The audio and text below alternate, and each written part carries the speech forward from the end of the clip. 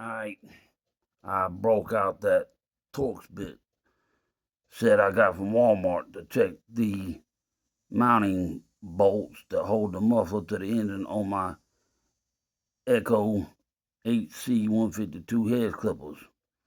The Allen head bolts are 964s.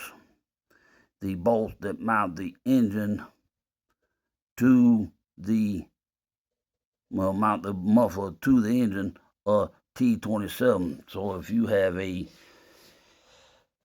steel chainsaw or whatever, and you have the scrinch, that is a T27 also.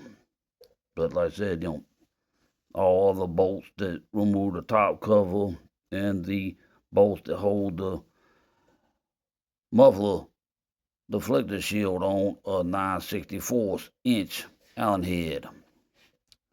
So if you ever have to remove the muffler from your Echo 8C152 head trimmers, those are the size tools you need: 9/64" Allen head wrench and a T27 to remove the bolts that mount the muffler to the engine block. So hope this helps somebody. Thank you and have a nice day.